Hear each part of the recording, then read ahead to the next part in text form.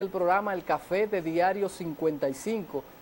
En el día de hoy estaremos hablando de política, de administración pública, porque nos acompaña no un invitado, sino alguien que es parte de este canal, parte de este programa, el ministro de Administración Pública, Ramón Ventura Camejo. Buenos días, maestro, bienvenido a este su programa.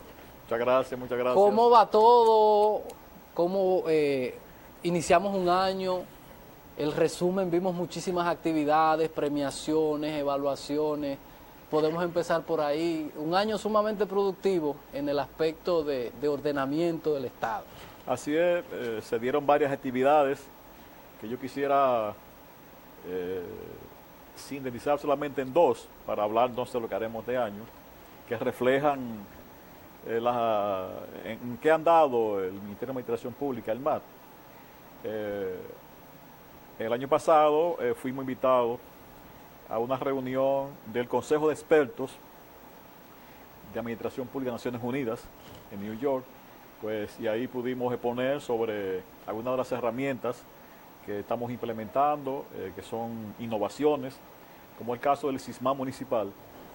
El SISMAD municipal es una herramienta informática que mide el desarrollo institucional de los ayuntamientos, con el control de varias entidades rectoras, como el Ministerio de Economía y Planificación, como Compra y Contrataciones, como la Contraloría General de la República, como Ética, Integridad y el MAT y el FEDOMO. Entonces hay un ranking, un posicionamiento y realmente eso pudo impactar porque los indicadores están conectados con los objetivos de desarrollo sostenible de Naciones Unidas, a la Agenda 2030, y de tal forma que eso satisfizo mucho y pues eso demuestra, o sea, por dónde anda el MAT, dónde anda el sector público dominicano, o sea, trabajando las mismas metas que están trabajando todos los países del mundo dentro de esos objetivos, los llamados ODS, que son una continuación de la meta del milenio. Okay. Y otra referencia es que este año el país fue sede de la entrega de los premios iberoamericanos a la calidad, los premios iberoamericanos. Wow. Ese evento se desarrolla normalmente en la cumbre de presidentes de Iberoamérica, pero en la última reunión que tuvieron en México, los presidentes acordaron que la reunión de ellos sería cada 2 años, entonces este año no había cumbre, y la Secretaría Iberoamericana tiene sede en Madrid, como Fundibet, pues acordaron que el país fuera sede para entregar esos premios como un incentivo a los esfuerzos que se hacen para adentrarnos en el tema de la calidad, el tema de la excelencia en la gestión. De manera que para mí esos dos eventos pues reflejan dónde andamos nosotros. Como usted sabe, el caso del premio, eso es la base de un modelo, sí. El marco común de evaluación, tiene unos indicadores que son internacionales de buena gestión, de buenas prácticas, que a propósito entonces, para luego no volver sobre el tema, el Premio Nacional a la Calidad, ya el local, va a ser entregado ahora en enero, el 17 de enero, dentro de lo que llama la Semana de la Calidad. Que esta vez... Y entonces el que se hizo aquí en Pucamaima, que nosotros hasta participamos, ese era... El premio provincial. Ah, ese era el provincial. O sea, Santiago no es excepción, porque tiene su premio provincial, Santiago. Sí, sí. Este es el premio nacional, dentro del marco, esta vez, como siempre, de la Semana de la Calidad, que regularmente, en los últimos 9 años, hemos tenido un país invitado en esa semana para mostrar su buena práctica. Ha estado Estados Unidos, ha estado Francia, ha estado España, Corea, el Reino Unido, ha estado, estos estados que tienen mayor desarrollo en todo el hemisferio occidental. Y esta vez pues hemos invitado a Alemania, será con Alemania que vamos a compartir su buena práctica. Ya ellos están trabajando los temas que van a exponer, que ellos consideran más relevantes, de tal forma que entregaremos entonces el premio nacional en el 17 de enero. Vimos la evaluación del SISMAD municipal y nosotros nos llamó la atención de como lo atrasado que estamos en el tema municipal, ayuntamientos muy mal parados, muy deficientes. se le entregó a ellos esas evidencias para que mejorara. Ayuntamientos grandes, creo que el que mejor salió fue un ayuntamiento pequeño, el de Baní, si mal no recuerdo. Hay que trabajar mucho. ¿A qué usted atribuye como tantas deficiencias? Porque vi muchos ayuntamientos ahí. Bueno, yo podría decirle que hay una parte que anda bien, uno está adelante, tú detrás, porque esto fue de un proyecto inicial con la Unión Europea, sí, que financió para aumentar la capacidad operativa del ayuntamiento. Se inició con 51 ayuntamientos. Hoy tenemos 96 integrados al sistema municipal. Es una herramienta informática de libre acceso de cualquier ciudadano. Sí. En consecuencia, todo el mundo accesa a un ayuntamiento, accesa a los ciudadanos y se pueden ver. Hay una cultura ya en los ayuntamientos. Cuando se juntan dos síndicos, en lugar de saludarse, por primero se preguntan, ¿y cómo tú estás en el SISMAT? Porque ya es una señal de posicionamiento.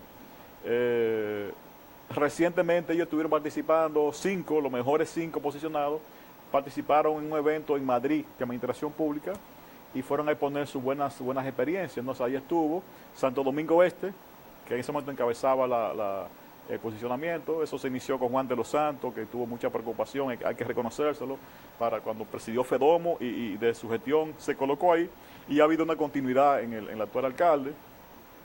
También estuvo Sabana de la Mar, en este caso una arquitecta, una mujer.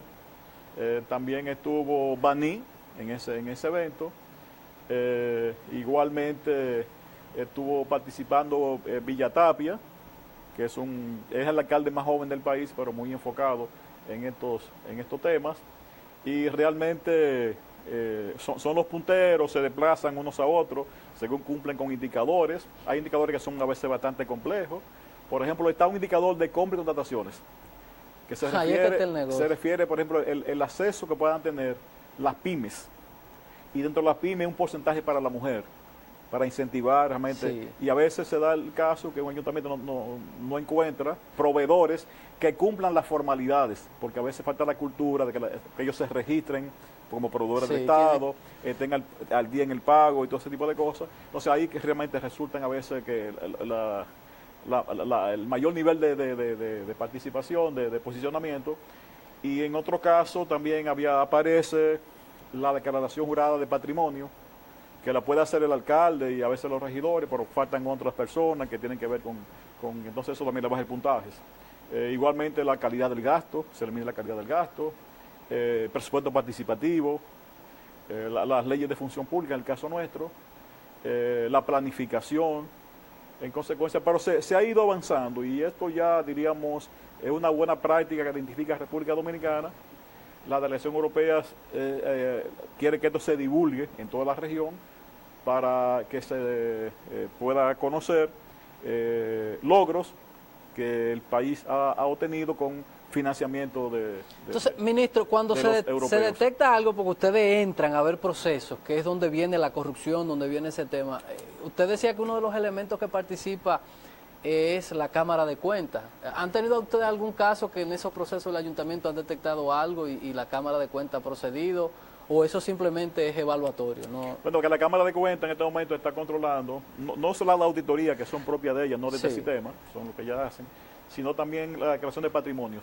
Es un control de la Cámara de Cuentas. Yo le diría que en el caso municipal, porque nosotros lo visitamos uno por uno a esos ayuntamientos, emanado todo el país, y hay mucho entusiasmo, hay buenos liderazgos municipales de todos los partidos, hay gente enfocada y están cumpliendo, y inspirados. Yo creo que el país va a contar pronto con muchos liderazgos municipales, por esa nueva cultura que le nace de aplicar nuevos procedimientos, porque en realidad, es lo que le iba a decir al principio, en los ayuntamientos puede haber problemas de procedimientos, y es lo que mi impresión, no tanto de corrupción, sino de falta de procedimiento, y eso es lo que están adquiriendo ahora con esta nueva cultura del SISMA, o sea, saber que hay reglas, que hay normas, que hay formas de hacer las cosas, de tal forma que en eso han ido creciendo. No quiere decir que no ocurra que en otro algo irregular, pero en la mayoría lo que había es falta de procedimientos, y en eso lo van superando. ¿Cuándo vamos a empalmar eso? Porque de verdad tenemos que reconocer que en los últimos tiempos el Estado Dominicano ha dado un salto grandísimo para el pago de impuestos, renovación de documentos, pero está la queja del tema que uno dice, bueno, está bien, pero entonces pasó, ¿dónde estaba este tema? Que la onza está moderna, pero allá había tal cosa, o estaba en el OISOE. ¿Cuándo vamos a tener un Estado moderno, pero también un Estado que no es responsabilidad suya, pero sino que trabajen de la mano para evitar que sucedan esos temas así tan... Bueno, como usted dice, el Estado se ha ido modernizando, como les repito, trabajando con indicadores que son de toda Iberoamérica, ¿sabes? Porque hay, diríamos, normativas, acuerdos, por los cuales todos nos regimos, como el caso de la Carta Iberoamericana de Función Pública. Todos participamos del Centro Latinoamericano del CLAD, o sea, trabajamos los mismos mecanismos y las mismas normativas, pero yo creo que por la experiencia mundial, el hecho de que un Estado se modernice no implica que puedan ocurrir hechos negativos, por eso están las leyes. Te ocurren en Estados Unidos y te ocurren en los países europeos. Sí. En la prensa vemos cómo hay situaciones, pero obviamente que un Estado moderno, un Estado transparente, un Estado que rinda cuentas, con fortaleza institucional, ocurren menos esos hechos, y ahí que nos vamos a encaminar a eso. Ahí que diríamos estaría la clave para contar con una mejor administración, porque las personas son las personas. Sí, siempre va a estar la tentación. Personas son personas. Ahora, lo que hay que crear son instituciones, o sea, normas, procedimientos, porque como usted dice, pues una gente puede estar tentado, no importa qué color sea, sí, puede estar tentado si encuentra una brecha, pero muchas veces quizás, yo le diría que a nivel de la administración común, no son ya tan frecuentes los actos de corrupción. Creo que los actos de corrupción pueden focalizarse cuando ocurren y todo el mundo sabe dónde estaría esa posibilidad. Pero en el trabajo ordinario, lo que se llama la microcorrupción, eso se ha reducido sin manera significativa. O sea, el hecho de que para hacer un trámite común, la gente, eso ha ido desapareciendo y estamos siempre atentos. La Dirección de Ética hace un trabajo magnífico. Ha formado comité de ética en la mayor parte de las instituciones, con independencia, incluso con seguridad en su puesto por 3 años. Es decir, para que tengan independencia, o sea, puedan denunciar cosas sin temor a represalia. De manera que esos son logros, normas, fortaleza institucional que van a ayudar mucho en este empeño. Entonces, haciendo una especie de compendio, ¿cómo siente usted como ministro que eso para usted es un sacerdocio, se ha dedicado a eso de la administración pública a tiempo completo? Este año, satisfacción, han logrado el objetivo, ¿cómo se sienten ustedes con las metas? ¿Le faltó algo? ¿Qué le faltó? Bueno, como le decía, el hecho de cumplir con el SISMA municipal, que era las grandes metas, igualmente el SISMA general que se aplica a los ministerios y a las demás entidades, conectado con un sistema de seguimiento desde la presidencia, junto con otros órganos rectores. El trabajo que hacemos en combinación con el sistema de salud en los hospitales, tenemos alrededor de unos 57 hospitales que tienen planes de mejora, es decir, tienen planes, o sea, son hospitales con los cuales ya se ha hecho un levantamiento, un diagnóstico de cuáles son sus necesidades, cuáles son sus demandas.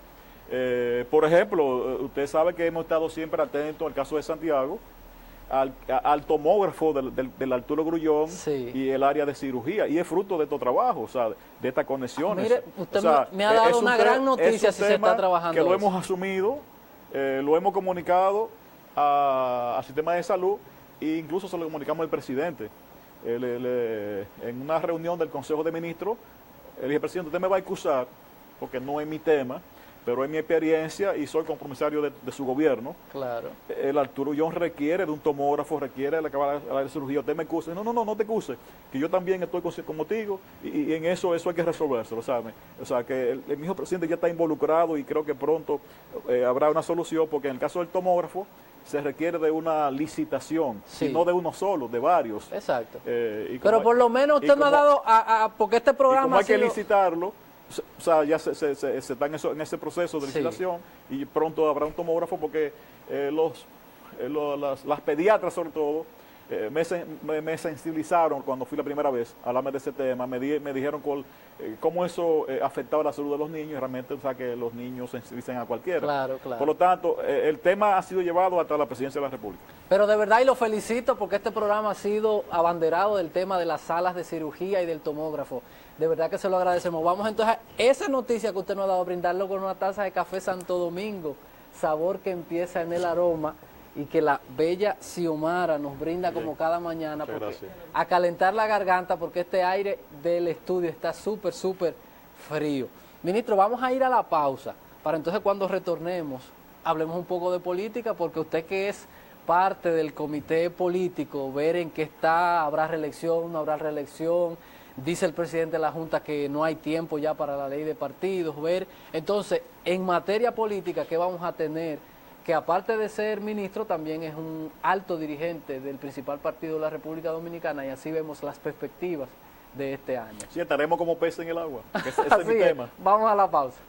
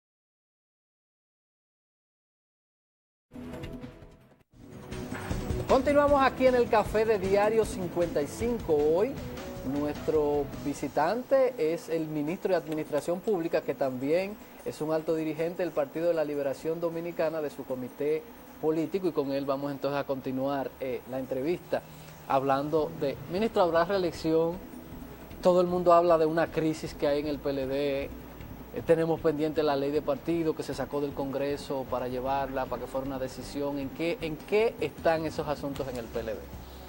Bueno, creo que inicialmente lo que ocurre con el PLD, que es el partido de gobierno, sí, y obviamente llama mucho la atención lo que hace, lo que no hace, si se reúne, si no se reúne, cuáles son sus posiciones, porque además es un partido mayoritario en el Congreso y todo eso pues llama su atención. Pero en realidad el PLD es un partido que hasta la fecha ha sido un partido exitoso. Está cubriendo 20 años de gobierno, sí, 16 ahora y los 4 anteriores. Históricamente eso pesa en términos políticos. El PLD incluso le ha tocado trabajar en una transición que viven, diríamos, todos los países del mundo. Las sociedades han cambiado, los esquemas han cambiado, los dogmas se han erosionado. Alguna gente piensa que actualmente hay una crisis de mediación a nivel mundial, pero hablamos más del hemisferio occidental, donde ha variado mucho el papel de los partidos políticos. Los partidos eran el centro del poder político, hoy no lo son.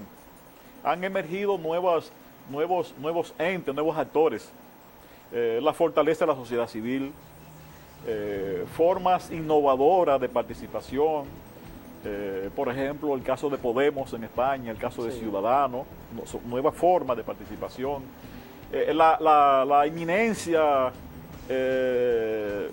muy destacada de la tecnología de la información y la comunicación, el papel de las redes sociales, los medios de comunicación en sentido general tienen un papel mucho más relevante. Sí. Entonces todo esto hace que los partidos tengan que variar, si ya no son, diríamos, lo todopoderoso. O sea, hay otra forma ya de expresión y en consecuencia otra forma de mediación entre los gobernantes y los gobernados, entre los representantes y los representados. Y el PLD pues ha estado trajinando en ese proceso y hasta ahora ha podido salir bien. Hay una agenda de transformaciones, entre lo principal está conocer mejor la sociedad actual dominicana. Nosotros tuvimos una referencia magnífica para conocer la sociedad dominicana, que fue un libro de Bosch, Composición Social Dominicana. Así es. Donde teníamos ubicado. Es como hoy se hablan los politólogos, que hablan de esa era la sociedad de los contenedores, donde todo tenía un orden, todo era previsible. Teníamos una concepción de la sociedad con mucha certeza. Sabíamos de dónde veníamos y para dónde íbamos. La sociedad humana había pasado a una sociedad comunitaria, luego una sociedad esclavista. La sociedad esclavista luego se condujo a una sociedad feudal. La sociedad feudal, cuando se avanzan las fuerzas productivas y las gestiones de producción, entonces pasa a su sistema capitalista, y el sistema capitalista pasaría entonces a la sociedad socialista, y el socialismo pasaría finalmente al comunismo. Óigase como también, con la extinción del Estado. Que el Estado, o sea, teníamos esa certeza. Entonces teníamos un rumbo en el cual navegábamos. Pero resulta que a partir de la década de los 80 eso se erosionó totalmente. Ahora no hay certeza. No. Esa incertidumbre. Prima la incertidumbre. En consecuencia, se habla hoy que ya no estamos en la era de los contenedores, sino una sociedad líquida, donde hay unos procesos que usted no puede determinar a dónde van a conducir. Sí. O sea, hay nuevos agentes sociales, nuevos actores, y usted no puede predeterminar. O sea, ha fallado el predeterminismo. Que a propósito, ayer leía una noticia científica del físico Edward Bohm, que mantenía carta con Albert Einstein, y donde él rebatía un concepto de Albert Einstein en el sentido de que decía que Dios no jugaba a los dados, aunque se refería a Dios en sentido de naturaleza, sí, como que todo estaba ordenado. Y dice Bond que realmente eso es un pensamiento desastroso, porque cuando usted cree que tiene una verdad, cuando hay una verdad y usted cree que la tiene usted, eso es fatal para la humanidad. Entonces eso debate hasta en los científicos sobre la teoría de la relatividad. Pero volviendo al tema, esta sociedad líquida, donde hay varias verdades en varios actores, y en consecuencia el PLD trabaja sobre esto, y ahora les reitero, ha sido exitoso. Como Partido Democrático debemos tener claro lo siguiente: la democracia no es unanimidad, la democracia es disenso. O sea, en un sistema democrático hay capacidad y derecho para opinar, para disentir, claro, bajo normas, bajo procedimientos. Los conflictos se institucionalizan para resolverlo, pero el derecho al disenso, lo que sí hay que reconocer es, diríamos, una categoría importante de la democracia: sí el disenso, pero también el acuerdo, y llegar al win-win, ganar. Sí. Es decir, y en eso es lo que yo postulo en el PLD, de que dado su responsabilidad política, entonces tiene que tener vocación para fortalecer la unidad dentro del marco democrático, con el disenso, con el debate, pero también con los acuerdos, en beneficio de proyectos, en beneficio de ideas. Que es curioso que algunos autores plantean hoy que el discurso más avanzado que plantean hoy los partidos políticos es el de la modernización, porque no hay en los discursos una propuesta alternativa de sociedad y de sistema. O sea, nadie está planteando hoy un sistema alternativo al capitalismo. La gente plantea reforma dentro del capitalismo, sí, pero no te está planteando, sino que quizá el discurso más avanzado es el de la modernización. De tal manera que por ahí quedamos encaminando. Yo desde el pasado, de hace unos años, he planteado que el partido requiere de debatir un plan estratégico, que eso entrañaría varias etapas. En lugar de conocer nosotros mismos hoy, qué somos hoy, cuál es nuestra identidad, cuáles son nuestras debilidades, que la tenemos, cuáles son nuestras fortalezas, cuáles son las amenazas que nos acechan, y cuáles son nuestras oportunidades. Y en consecuencia establecer nuestra configuración de lo que entendemos que debe ser el Estado Dominicano, por ejemplo. Que a propósito de esto, usted me va a permitir que hable que, para el mes de febrero estamos convocando a todas las fuerzas políticas y sociales a un seminario sobre las reformas de la macroestructura del Estado. Porque se habla mucho, bueno, que hay muchos empleados, que hay órganos que están duplicados, que no cumple su función. Bueno, pues estamos convocando a todo el mundo, al sector empresarial, lo cual no ha hecho que van para el evento, a la sociedad civil, a los entes públicos, a amigos de otras experiencias iberoamericanas, a entidades reconocidas como el CLA, el GLAS, el ICA de Centroamérica, y también estamos invitando a los partidos políticos que tienen presencia en el Congreso, para que también planteen cuál es su propuesta sobre cómo debe ser el sector público dominicano, cómo debe ser el Estado, cuál debe ser la administración pública que soñamos, y hacer un consenso sobre ello. Eso pienso que es muy interesante, y quizá puede ser el aporte más importante que podamos hacer ya en esta etapa, ya en esta gestión, desde el punto de vista nuestro del MA. O sea, tener un plan, una definición de cómo debe ser el Estado Dominicano. ¿Cuáles son los órganos que eso es para que venga quien venga, ese sea el mapa, la dirección hacia donde se va. Exacto, por eso que participa todo el mundo, los partidos políticos. Se han invitado a los presidentes de todos los partidos, de todos, y a los secretarios generales. Y si hay duda, porque es de presencia de todos los partidos en el Congreso, está invitado a Alianza País. Okay. Le digo, de Alianza País hasta el PLD, o sea, todos están invitados a expresar en eso, con facilitadores, con presencia de expertos, como el caso chileno. Aquí habrá un experto chileno que tiene experiencia de este tema, con presencia de la OCDE, tendrá participación en este tema, con presencia de Naciones Unidas, que el cual nos ha facilitado un técnico facilitador. De tal manera que ahí debe salir lo que yo puedo decir, las estrategias para la reforma del Estado. Hay acciones que se pueden aplicar a lo inmediato, puede ser por resoluciones, otras pueden ser por decretos, y otras tienen que ser por leyes. Por ejemplo, el estudio de FAN plantea de que debe haber un sistema unicameral. Ya eso trasciende la administración pública. Claro, ya eso es un tema constitucional. Ya eso llevaría hasta un plebiscito o una consulta. Entonces, a la República. según sea el nivel de la propuesta, entonces habrá una acción a tomar. Y por eso es un plan que te integre todo. De tal forma que en eso andamos, a propósito de que hoy se plantea que la propuesta más progresista que se puede plantear un partido en el gobierno es modernizar el Estado. Así es. Entonces, volviendo, ministro, ¿hay crisis, no hay crisis? En realidad existe la diferencia por este tema, porque se dice que le conviene a Danilo que sean primarias abiertas, Leonel no quiere. ¿En realidad hay una crisis verdadera o en qué usted cree que eso va a terminar? Yo insisto que son opiniones, son concesiones, porque esa es la vitalidad de la democracia. O sea, el PLD no puede ser un partido inerte donde todo está establecido, o sea, actuando en un contexto novedoso. O sea, los viejos esquemas partidarios o sea, ya tienen que sufrir cambios e innovaciones. O sea, no puede ser lo mismo un partido del siglo XXI a un partido de la década de los 80. Nosotros nos orientamos por ese pensamiento general de Bosch. Y yo en Bosch asumo la relevancia en su conceptualización, en sus metodologías, pero la sociedad tenemos nuevas realidades que hoy hay que estudiarla, haciendo uso de esa capacidad de Bosch para analizar los conceptos y los métodos, pero te aparecen otras conclusiones en el mundo de hoy. Entonces el PLD, de manera inevitable, como todo lo existente, tiene que cambiar, no puede ser el mismo, tiene que adaptarse a los nuevos tiempos. Ya lo decía Heráclito, que fue un principio dialéctico simple iniciar. Decía Heráclito, nadie se baña dos veces en las aguas del mismo río. Por lo tanto, las cosas cambian. Yo quiero, después de la pausa, que veamos esto.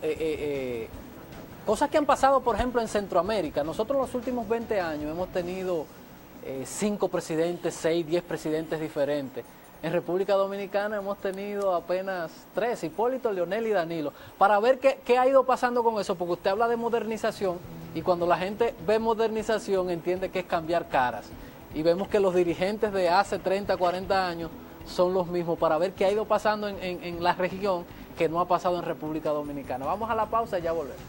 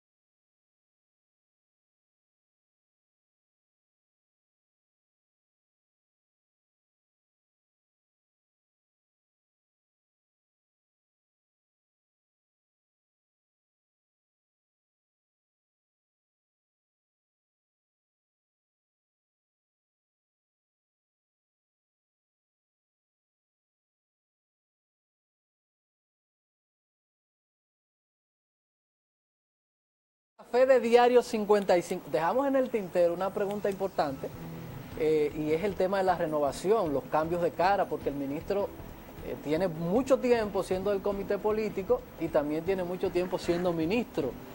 La gente se queja, a veces lo que vienen haciendo la fila dice, pero no hay renovación.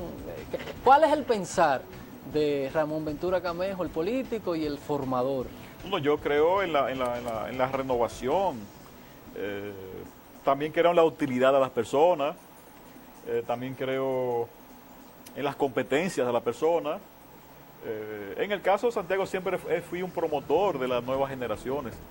Lo saben la mayoría de los dirigentes actuales que son muy conocidos hoy, que siempre contaron con mi apoyo en todos los sentidos. De tal manera que siempre he creído en la renovación. De tal forma, ahora sí también creo en el talento.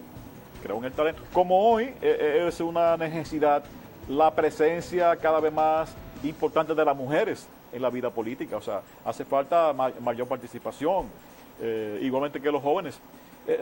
Yo me formé siempre pensando que los jóvenes siempre son sangre nueva.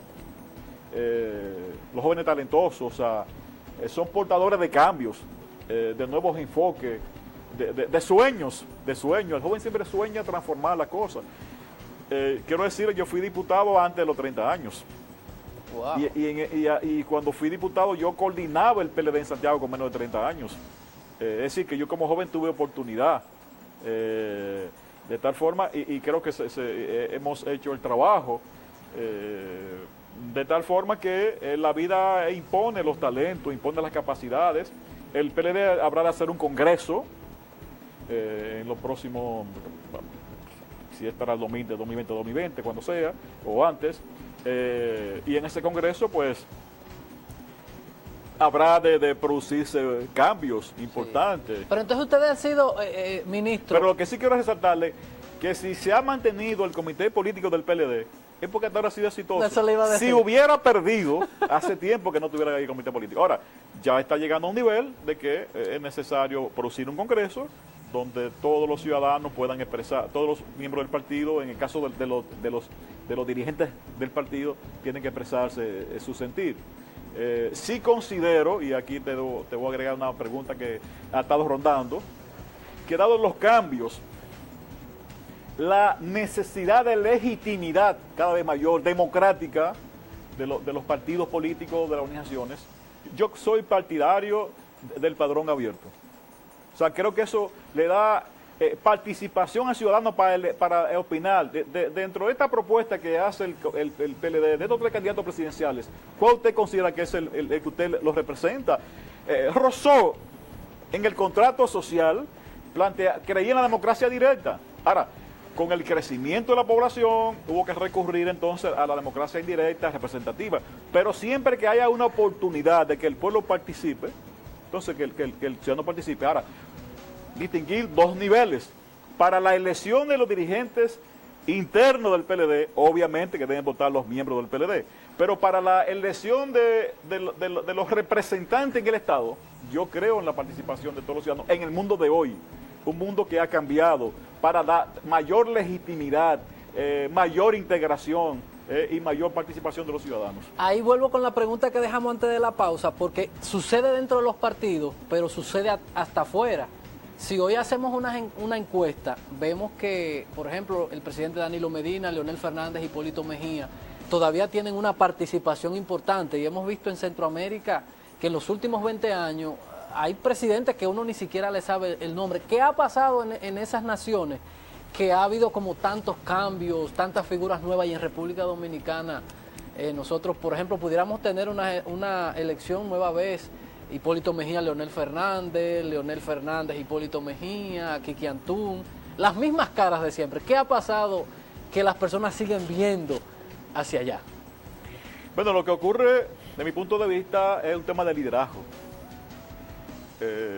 Hay personas que preservan sus ciclos de liderazgo, son mucho más amplios por sus capacidades, por sus prácticas, por sus visiones. Por democracia creo en la alternabilidad. En principio entiendo que es importante la alternabilidad, pero quienes deciden eso son los propios ciudadanos. Ahí me refería. Entonces, sí. y quizá hay resultados. Lamentablemente hemos visto que en el caso de Centroamérica no es solamente que han cambiado, sino que a veces usted ve que un expresidente es un alcalde. Sí. O pasa Vuelve a ser senador, o pasa a diputado. ser legislador. Entonces, eso Sí. es correcto. Porque yo pienso, si usted es presidente ya, porque llega a lo máximo. Pero un presidente entonces que es alcalde de la ciudad. Un presidente que entonces es diputado o está en el Parlacén. Sí. Bueno. Pero también en el caso centroamericano hay estados donde no acaban los periodos de los presidentes, que no lo han terminado. Pero, exacto, ha habido conflicto porque son presidentes outside, o sea, no han sido figuras que han tenido un proceso. La política es un oficio, diríamos, y es también una vocación, es un aprendizaje. Usted no puede improvisar a un político, a un estadista, usted no puede improvisarlo. Usted puede ser exitoso en otras dimensiones de la vida y no ser exitoso en política, porque tiene otro expertise, tiene otro mundo, otro conocimiento, otros conceptos. Es una ciencia que también hay que empoderarse de ella y hay que practicarla. Como un político exitoso igualmente, usted lo mete en el sector empresarial, quizás fracasa. Sí. Entonces eso se trata, cada quien se forma, tiene un mundo, una convicción, una formación, un conocimiento, de tal manera que, y cada realidad tiene sus particulares, tiene su cultura. En el caso de la República Dominicana hay una historia, hay una cultura, hay un tránsito, como decía anteriormente, cambiar modelos, cambiar valores, pero la historia donde trae que hemos tenido liderazgo de mucho tiempo. El caso del doctor Joaquín Balaguer, Sí. el caso del profesor Juan Bosch, el caso de José Francisco Peña Gómez, fueron liderazgos de mucho tiempo, que pasaron varias generaciones y eran los líderes de su partido porque eran personas extraordinarias. Y no hay un evento donde esos nombres políticos de esos Eran partidos... donde esos y dejaron su legado Sí. de todos los puntos de vista. Quiere decir que recurro otra vez y reitero, a veces el talento, o sea, es la capacidad, es el carisma, son las realizaciones. Ahora, por principio democrático, soy un defensor de la alternabilidad. Entonces, ahí mismo, la misma pregunta, pero ¿y qué pasa? Porque hemos tenido figuras y, bueno, se convierte en, por ejemplo, un caso de Guillermo Moreno, una figura nacional que ha alcanzado, entonces cuando vamos al tema electoral, la gente, aunque tiene disgusto con los partidos, finalmente termina votando por los partidos tradicionales. Ese asunto, porque eso hemos visto en Centroamérica, que cualquier persona sale con un movimiento y alcanza la presidencia. En la República Dominicana ni la izquierda, ni esos movimientos así alternos han logrado, fuera de los partidos tradicionales, tener éxito. Ya, porque yo les reitero que hay nuevas formas de la gente expresar su descontento con temas puntuales. Lo que se llama hoy, diríamos, la insurrección expresiva, dicen los españoles. La insurrección expresiva, que ya no son insurrecciones revolucionarias, no es por un cambio, sino Sí. es una insurrección expresiva. Yo expreso mi malestar con una acción determinada, pero no quiere decir que haya una afinidad política con esto. De tal manera que son de las variantes que hoy se dan, se abren nuevos espacios, se inician nuevos ciclos. No todo, o sea, la cosa no es tan predeterminada. Depende de tu estrategia, de tu autenticidad, cómo tú logras conectarte de manera seria con las expectativas y ese otro elemento. Hoy hablan los analistas políticos de que hay dos dimensiones que se baten en la democracia: la capacidad de los tecnócratas y el discurso populista. Entonces uno plantea, bueno, para ser exitoso hay que saber combinar armónicamente la capacidad del tecnócrata y saber captar las demandas ciudadanas sin excederse. Porque hoy se habla que el poder está más limitado. O sea, los gobernantes hoy tienen límites Sí. y están condicionados. Límites y condicionantes que antes no se daba. Antes un gobernante latinoamericano era un monarca sin corona, para hacer una frase de Euclides Gutiérrez sobre Euclides Trujillo. Gutiérrez Hoy no, hoy el Poder Ejecutivo está limitado Sí. y está condicionado por leyes, normas, presupuestos que hay que cumplir.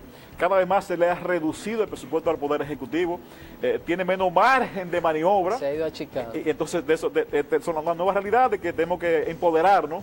Y hoy se decía que, dicen unos politólogos, más que saber, hoy hay que conocer. Así es. Ministro, se nos ha terminado el tiempo, pero no nos podemos ir de aquí sin la preguntita de que dice el presidente de la Junta, que el tiempo de la ley de partido se está agotando. ¿Tendremos ley de partido? Usted que es del comité político, ¿no tendremos? ¿Qué pasaría brevemente si hacemos o no hacemos? Cuando hay voluntad, la cosa se puede, el tiempo se optimiza.